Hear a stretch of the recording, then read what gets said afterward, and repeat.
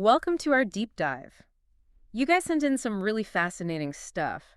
This OpenAI economic blueprint is especially interesting. Oh, yeah, for sure. They basically mapped out America's role in like this whole AI revolution, right? Yeah, that's what's so interesting about it. It's like OpenAI isn't just talking about like the technology, Yeah, you know. right. They're laying out this whole vision for how AI can change America, like Mm. everything from the money it could bring to the global competition we're up against. Okay, so let's get into their vision. They start with like a pretty optimistic view, right? Like what AI could do. Hmm. They think AI can actually benefit everyone. They're talking about like tackling the biggest challenges humanity's facing. Yeah. It's interesting how they don't just like say that, like their mission to benefit everyone. Right. They give specific examples of how their AI tools are already making a difference. Oh, cool. Like speeding up new medicines, Hmm. life-saving treatments, Right. speeding up research in our national labs, Yeah. even helping teachers personalize lesson plans. Wow. So they're really showing like the real world impact, right? Is like Exactly. it's not just some theoretical or like way off in the future thing. It's like, look, this is happening right now and it's doing some good. Exactly. And the examples they use are interesting. It's Yeah. like they're showcasing a bunch of different areas AI can be used. Uh, Like even protecting soldiers from drone attacks, or like helping artists create totally new stuff, new kinds of art, wow. even like making the government work better. Mm. It seems like they want to show the wide impact of AI on society, not just what it can do technically. Right, right. So it's like they're kind of anticipating people who are maybe a little skeptical, like, hold on, is this for real? And they're saying, here's the proof AI is already making things better. Yeah, exactly. And then they take it even further. Oh, yeah. Sam Altman, he's the CEO of OpenAI, he talks about the future, where AI helps our kids do things we can't even imagine. Like, it leads to a better quality of life for everybody. It's a big, bold vision, but they seem pretty serious about making it happen. Okay, so they've laid out the good stuff. Yeah. But what about the challenges? What about the concerns? Like, people are worried about AI. Right. How do they address that? Well, they say we can learn from history. Okay. They use this analogy about cars Okay. and how back in the day in the UK, there was this thing called the Red Flag Act, 1865, Okay. and it really held back the car industry. Hmm. So their point is we shouldn't make the same mistakes. Yeah. We got to find a balance, right, Yeah. between encouraging these new ideas and dealing with the real concerns people have. That makes sense. But how do we find that balance, right? Right. Well, they say America needs to work together, like it did with cars.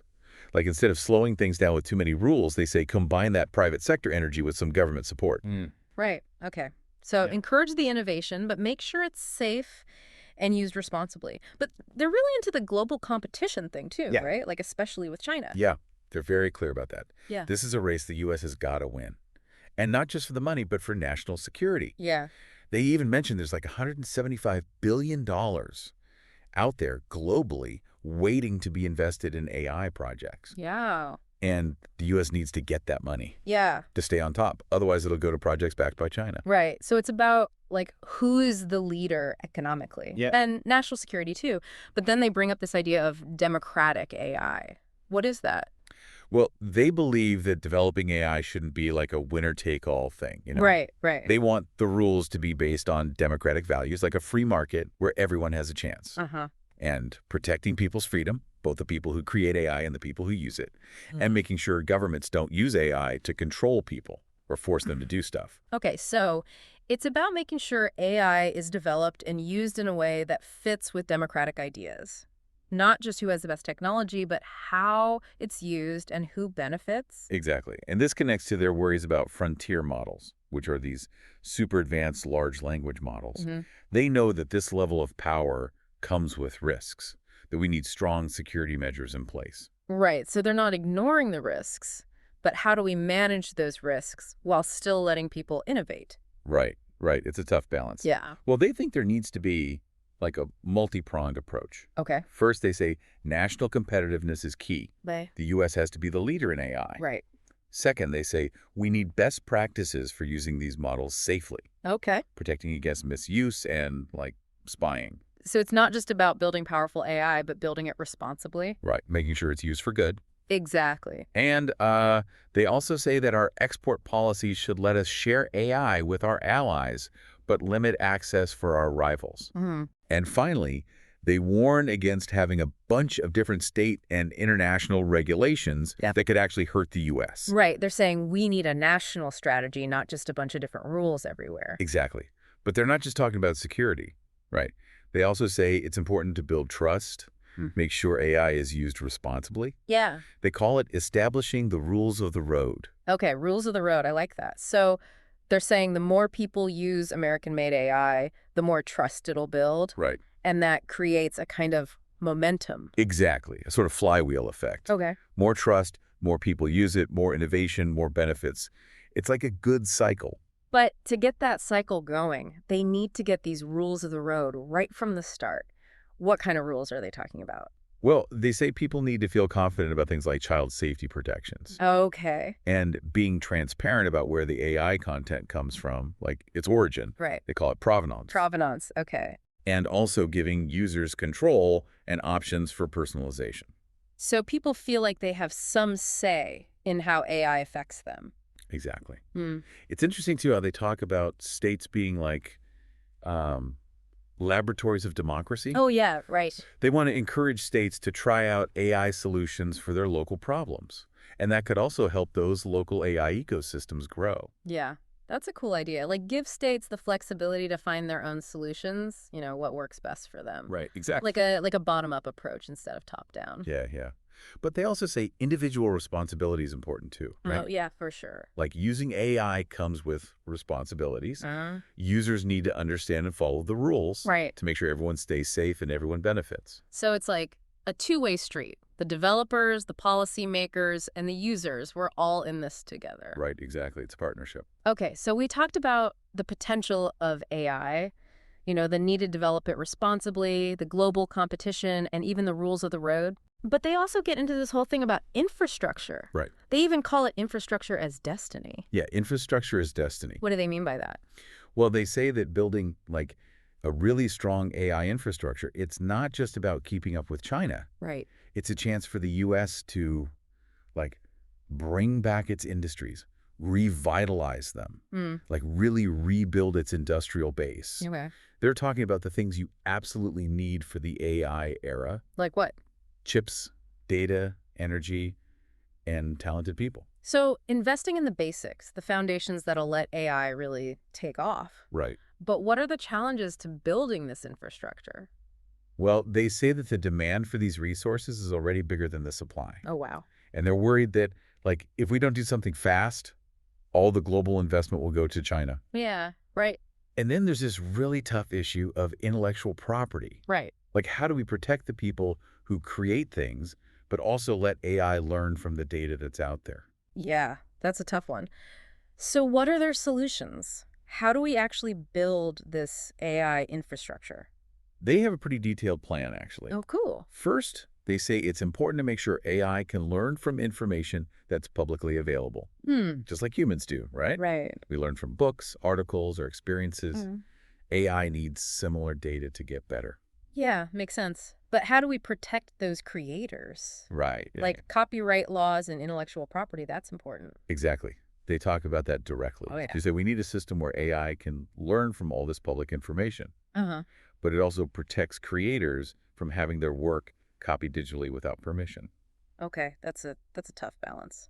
So, finding a way for AI to learn and grow without stopping human creativity. What other infrastructure stuff do they talk about?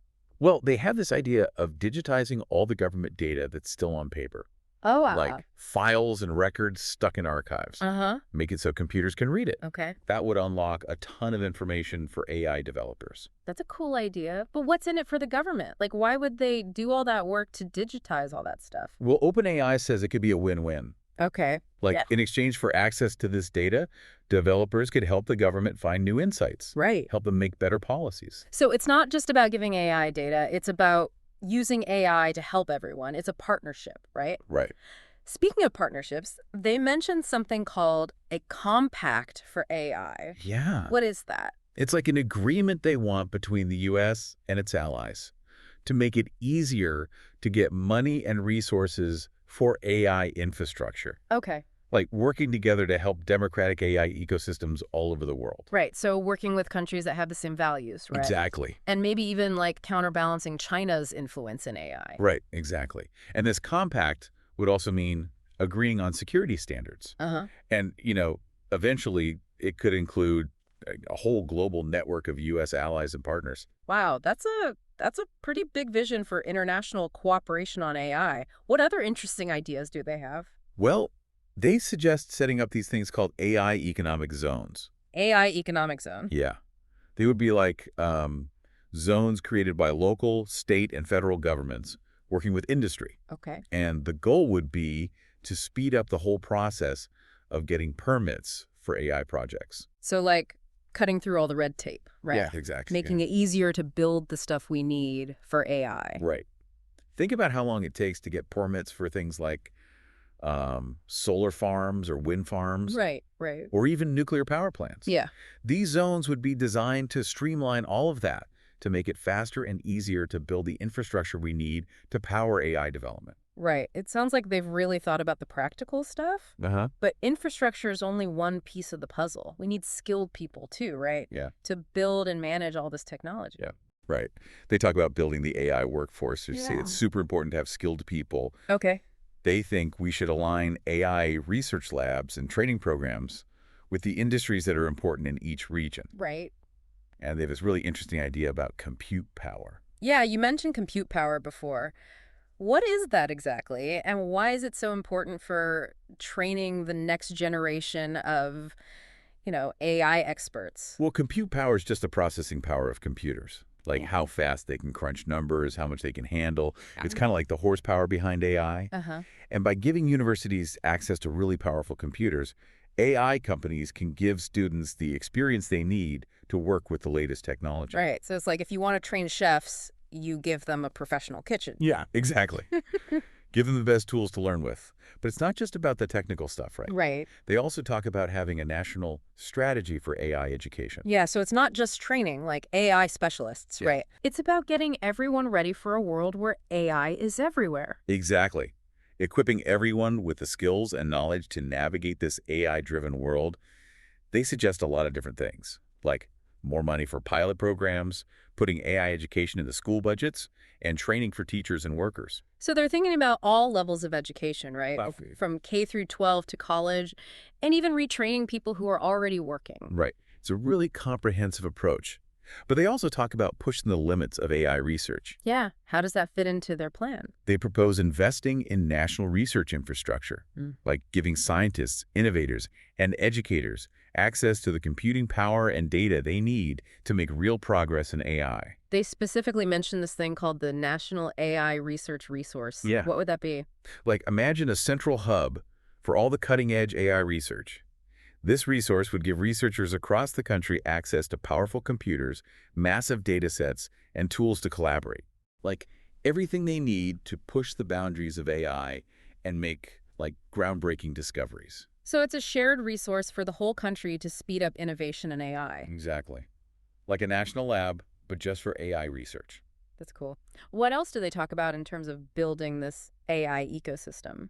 Well, they get into energy, which is something a lot of people don't think about. Right, yeah. All those computers need a lot of energy to run. Yeah, for sure. They really emphasize the importance of leading in new energy technologies, including sustainable sources Right.